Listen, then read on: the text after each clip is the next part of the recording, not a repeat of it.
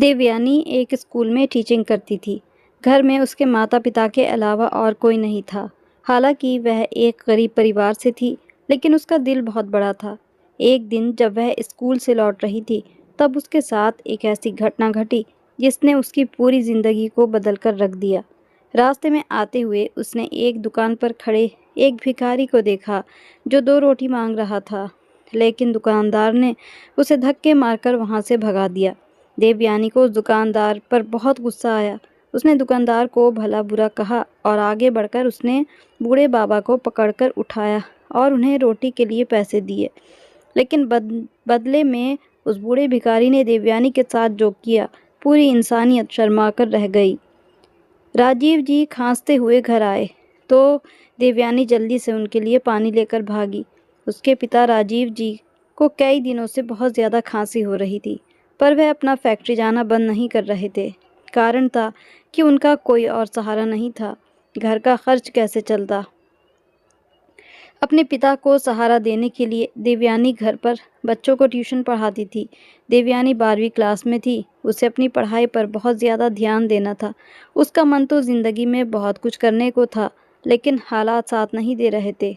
अपने पिता की बीमारी को देखते हुए उसने अपने सपनों को अपने मन में ही दफन कर लिया था। देवयानी ने एक स्कूल में टीचिंग करनी शुरू कर दी। 5 महीने बाद उसकी मेहनत और लगन को देखते हुए उसकी सैलरी बढ़ा दी गई। अब उसका महीने में 10,000 रुपये मिलने लगे, जिससे उनके घर का खर्च तो आराम से हो ही जाता था। धीरे धीरे समय गुजरा और देवयानी ने प्राइवेट फॉर्म भरकर अपना ग्रेजुएशन भी पूरा किया। वह टीचिंग भी करती, ट्यूशन भी पढ़ाती थी और अपनी पढ़ाई भी करती थी।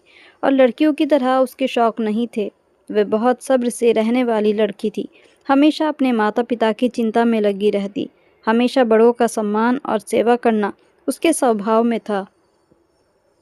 जब भी उसको स्कूल से सैलरी मिलती, वह कुछ ना कुछ गरीबों में दान ज़रूर करती थी। हालांकि देवयानी गरीब परिवार से थी, फिर भी उसका दिल बहुत बड़ा था। एक दिन जब स्कूल से उसकी सैलरी मिली, तो उसने सोचा अपनी माँ के लिए एक चप्पल ही क्यों ना खरीद ले। वह घर में टूटी हुई चप्पल पहने फिरती हैं। वह एक जूते वाले की दुकान पर गई और चप्पल देखने लगी। तभी उसी दुकान पर अचानक एक बूढ़ा भिखारी आया। बाल बिखरे हुए, दाढ़ी बढ़ी हुई, कपड़े फटे हुए। उसने सीधे दुकानदार से कहा, बेटा, अगर तू मुझे एक रोटी खिला देगा तो तुझे 1 लाख रुपए मिलेंगे। दुकानदार पहले तो उसे देखकर ज़ोर से हंसा। बाबा, ये तरीका बहुत पुराना हो गया है। जाओ जाओ, मेरा टाइम मत ख़राब करो। ऊपर वाला तुझे 1 लाख देगा, बस एक रोटी खिला दे बेटा। भिखारी के यही शब्द बार बार सुनकर दुकानदार ने उसको धक्के देकर अपनी दुकान से निकाल दिया। वह बूढ़ा नीचे गिर गया। देवयानी को उस बूढ़े पर बहुत तरस आया।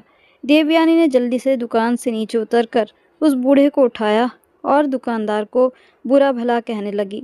वह बूढ़ा दूसरी दुकान पर जाकर भीख मांगने लगा। देवयानी भी मन में सोच रही थी कि शायद सच में ही यह सब इन लोगों के पेट भरने का एक तरीका हो। लेकिन देवयानी ने सोचा कि पेट की आग बहुत बुरी होती है। इंसान झूठ बोलने पर मजबूर हो ही जाता है। वैसे भी इस दुनिया में सच्चे लोग कम ही हैं। अगर इस बूढ़े बाबा ने भूख के लिए झूठ बोल भी दिया, तो वो उसे धक्के मारकर निकाल रहा है। क्या यह दुकानदार खुद झूठ बोलकर मुनाफा नहीं कमाते? बेचारे बूढ़े बाबा की उम्र का भी लिहाज नहीं किया। देवयानी ने बूढ़े भिखारी से कहा, आइए बाबा, आपको खाना चाहिए ना? मैं आपको खाना खिला देती हूँ। बाबा के थके हुए चेहरे पर हल्की सी उम्मीद की चमक आ गई। फिर प्यार से मुस्कुराकर बोले, बेटी, तू मुझे सिर्फ एक रोटी नहीं, बल्कि भरपेट खिलाने के लिए ले जा रही है। ऊपर वाला तुझे इसके बदले 10 करोड़ देगा, और इतना कुछ देगा जितना तूने कभी सोचा भी नहीं होगा। देवयानी हंसते हुए बोली, बाबा, मुझे ऊपर वाले से करोड़ों नहीं चाहिए, बस आपको खाना खिलाकर मन का सुकून चाहिए। देवयानी ने बाबा को वहीं बैठने के लिए कहा और थोड़ी दूर जाकर एक ढाबे से 10 रोटियां और सब्जी पैक करवाकर बाबा को ले जाकर दी। बूढ़े बाबा की आंखें भर आईं। कांपते हुए हाथों से उन्होंने रोटी पकड़ी तो पूछ, बेटी, तेरा नाम क्या है? देवयानी, वो मुस्कुराकर बोली, बेटी, कहाँ रहती है तू? बस यहीं थोड़ी दूर पर ही मेरा घर है। बाबा ने प्यार से कहा, बेटी, अच्छे लोगों के साथ हमेशा अच्छा ही होता है। तू चिंता मत कर, तेरी ज़िंदगी बदलने वाली है। देवयानी उन बाबा की बात पर मुस्कुरा दी और फिर वहाँ से चली गई। लेकिन वो नहीं जानती थी कि अगली सुबह उसकी पूरी दुनिया सच में बदलने वाली थी। देवयानी ने तो बस हमेशा की तरह एक ज़रूरतमंद की मदद की थी और उस बाबा को खाना खिलाया था, लेकिन उसके दिल में कहीं न कहीं बाबा की बातें गूंज रही थी। तेरी ज़िंदगी बदलने वाली है। देवयानी स्कूल से आकर बैठी ही थी, तभी घर के दरवाजे पर एक दस्तक हुई। देवयानी ने दरवाज़ा खोला। सामने कुरियर वाला खड़ा था। मैडम, देवयानी जी के नाम एक कुरियर है। जी मैं ही हूँ। वह थोड़ी हैरान हो गई थी, क्योंकि उसने तो कोई भी सामान मंगाया ही नहीं था। कुरियर वाला बोला, यह आपके नाम का एक ज़रूरी पार्सल है, साइन कर दीजिए। देवयानी ने घबराते हुए साइन कर दिया और पार्सल हाथ में लिया। उसकी माँ और पापा भी दरवाजे पर आ गए थे। बेटी, किसका है ये? पापा ने पूछा। पता नहीं पापा, मैंने तो कुछ मंगाया ही नहीं, देवयानी ने हैरानी से कहा। देवयानी ने जैसे ही वो पार्सल खोला, उसके अंदर एक सफ़ेद लिफाफा था और उस लिफाफे के अंदर एक चिट्ठी और एक चेक और उस पर लिखी गई रकम को देखते ही देवयानी और उसके माता पिता की आंखें फटी की फटी रह गईं। देवयानी के हाथ कांपने लगे। उसकी आवाज़ रुक गई। ये पूरे 10 करोड़ रुपए का चेक था।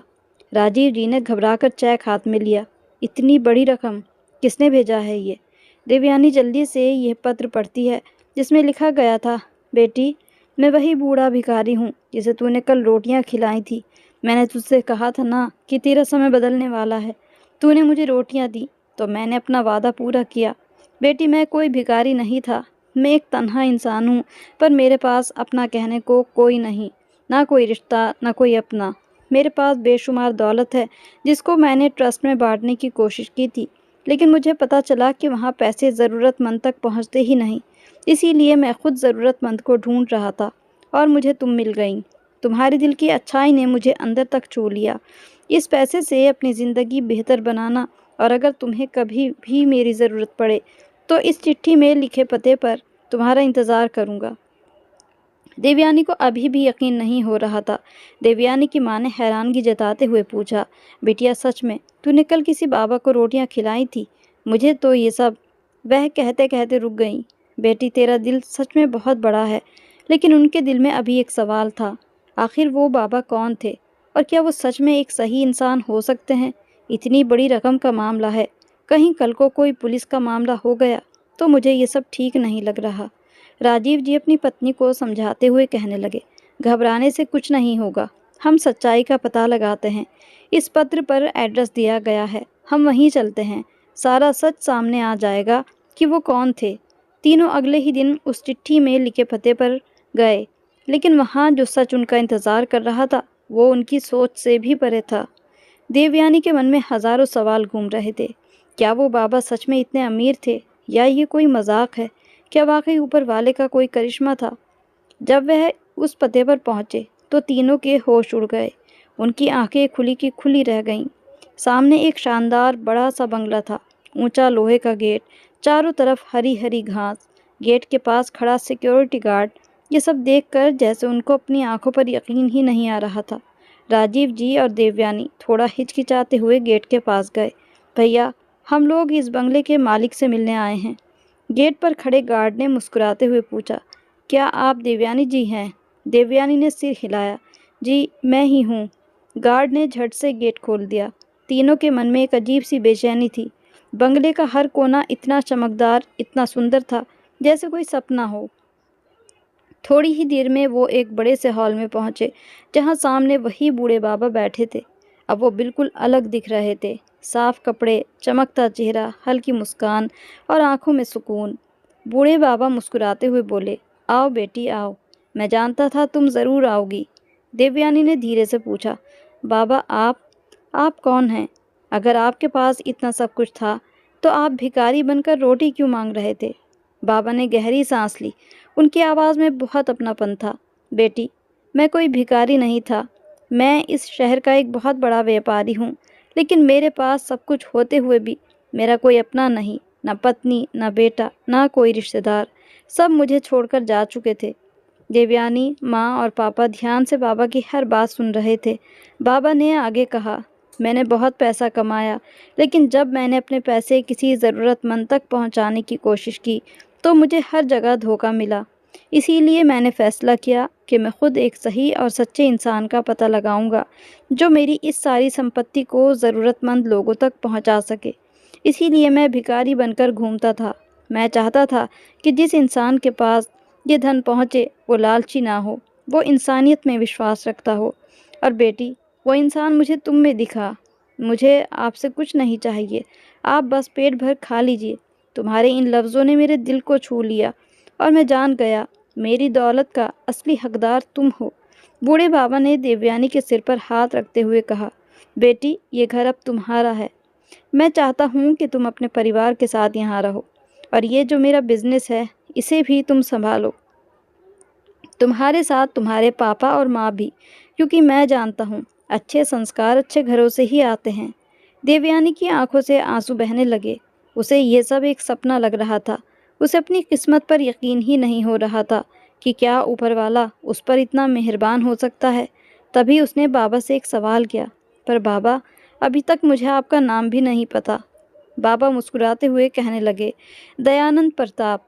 तभी देवयानी ने मुड़कर अपने पिता की तरफ देखा और फिर दयानंद जी से धीरे से कहा, बाबा, इतना बड़ा फैसला, मुझे थोड़ा वक्त दीजिए, मुझे सोचने दीजिए। दयानंद जी मुस्कुराते हुए बोले, बिल्कुल बेटी, तुम आराम से सोचो, तुम्हारे लिए मेरा दरवाज़ा हमेशा खुला रहेगा। देवयानी अपने माता पिता के साथ वापस लौट आई, लेकिन रास्ते भर देवयानी की आंखों में बस दयानंद जी का चेहरा घूम रहा था और दिल में यही गूंज रहा था, बेटी, अच्छे लोगों के साथ हमेशा अच्छा ही होता है। देवयानी और उसके माँ पापा जब घर लौटे, तो कच्ची दीवारें, टूटी खाट, पुराने बर्तन, माँ की वही फटी साड़ी थी। लेकिन इन सब चीज़ों से भी एक लगाव का रिश्ता था। इन्हें छोड़ने को मन नहीं करता था। घर आकर राजीव जी ने देवयानी से कहा, कल को अगर उनका बेटा लौट आया या पत्नी या और किसी ने हम पर कोई कानूनी कार्रवाई कर दी, तो हम तो बर्बाद हो जाएंगे। देवयानी को अपने पिता के बात ठीक लगी। रात तक तीनों इसी बात पर चर्चा करते रहे और आखिरकार फैसला यही लिया गया कि हम अपनी इसी ज़िंदगी में खुश हैं। अगले दिन देवयानी ने दयानंद जी को फ़ोन किया और उन्हें अपना फ़ैसला सुना दिया। उधर से कोई आवाज़ नहीं आई, बस इतना कहा कि खुश रहो बेटी। लेकिन देवयानी दिल के अंदर एक अजीब बेचैनी थी। अगले दिन शाम को बाहर एक बच्चों का शोर उठा। देवयानी ने दरवाज़ा खोलकर झांक कर देखा, तो बाहर एक चमचमाती हुई कार खड़ी थी, जिसके चारों तरफ बच्चे घेरे हुए थे। देवयानी सवालिया नज़रों से उस कार की तरफ देख रही थी। तभी दरवाज़ा खुला और दयानंद जी के साथ एक और आदमी गाड़ी से उतरा। यह देखते ही देवयानी अंदर की तरफ भागी और अपनी माँ से बताया। आज उन्हें अपने घर पर शर्म आ रही थी। इतना बड़ा आदमी उनकी इस टूटी फूटी झोपड़ी में आया था।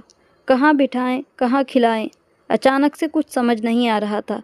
इतने में दयानंद जी अंदर आए और बड़े अपनेपन से टूटी हुई खाट पर बैठ गए और उन्होंने एक फ़ाइल देवयानी के सामने खोल कर रख दी, जो कि एक वसीयत थी, जिसमें उन्होंने हर एक चीज़ देवयानी के नाम कर दी थी और साथ ही यह भी साफ कर दिया था कि ना उनका बेटा और ना पत्नी, इसमें किसी का कोई हिस्सा नहीं।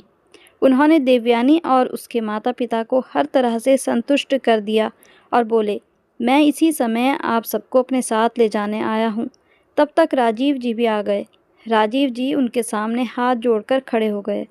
दयानंद जी ने इतना कहा, आप बेफिक्र रहिए, एक नई ज़िंदगी आपका इंतज़ार कर रही है।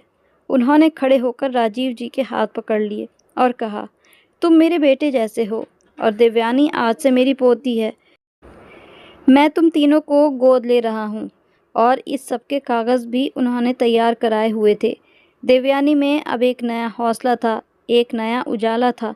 देवयानी के दिल में अब सिर्फ एक ही बात थी, दयानंद जी ने जो भरोसा उन पर किया है, क्या वो उसे संभाल पाएगी? क्या सच में वो उसकी जिम्मेदारी उठा पाएगी? राजीव जी ने भी उसके सिर पर हाथ रखा, क्योंकि अब वो भी बाबा के भरोसे को पूरी तरह स्वीकार करना चाहते थे। अगले दिन जब तीनों दयानंद जी के घर पहुँचे, तो वह उन्हें देखकर बहुत खुश हुए। देवयानी ने उनके पास बैठकर धीरे से कहा, बाबा, हम तैयार हैं। हम आपकी दी हुई जिम्मेदारी को अपनाने के लिए तैयार हैं। लेकिन एक वादा चाहिए, आप हमें कभी छोड़कर नहीं जाएंगे। बाबा की आंखों से आंसू बह निकले। बेटी, तुमने मेरे लिए जो किया उसके सामने मेरा तो कुछ भी नहीं। अब ये घर, ये कारोबार, ये सब तुम्हारा है और अब तुम मेरी बेटी हो। दयानंद जी ने तुरंत वकील को बुलवाया और कानूनी रूप से राजीव को अपना बेटा और देवयानी को अपनी गोद ली हुई पोती बना दिया। अपने पूरे कारोबार का मालिक भी देवयानी को बना दिया। अब तो वो पुराना छोटा सा घर अब उनके लिए बीते हुए कल की एक मीठी याद बन चुका था। देवयानी और उसके माता पिता अब दयानंद जी के साथ एक नए घर में एक नए जीवन की शुरुआत कर चुके थे। कुछ ही दिनों में दयानंद जी ने देवयानी की शादी भी करवा दी। शादी उस इंसान से हुई जिसने देवयानी को दिल से अपनाया, जिसे देवयानी की जायदाद से कोई लालच नहीं था, जो देवयानी की अच्छाई को ही उसकी सबसे बड़ी खूबसूरती समझता था। देवयानी के पति ने बिजनेस में देवयानी का हाथ बटाना शुरू कर दिया, जिससे उसकी जिम्मेदारी कुछ कम हो गई और दयानंद जी के जीवन का खालीपन अब देवयानी की हंसी से भर चुका था। देवयानी अब एक नई जिंदगी में थी, लेकिन उसका दिल अब भी वैसा ही था, सीधा, सरल और सबके लिए प्यार से भरा हुआ। बाबा के साथ उसने हर दिन कुछ नया सीखा, व्यापार संभालना भी सीखा, लेकिन उसका असली सपना था गली के बच्चों के लिए स्कूल खोलना, क्योंकि वो जानती थी गरीबी से लड़ने का सबसे अच्छा और सच्चा हथियार सिर्फ शिक्षा है।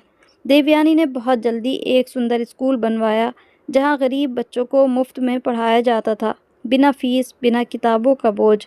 आज भी देवयानी के दरवाजे पर अगर कोई भूखा आता है तो वो बिना सोचे उसे खाना खिला देती है, क्योंकि उसने जान लिया है भलाई का मोल पैसे में नहीं होता, भलाई का मोल सिर्फ इंसानियत में होता है।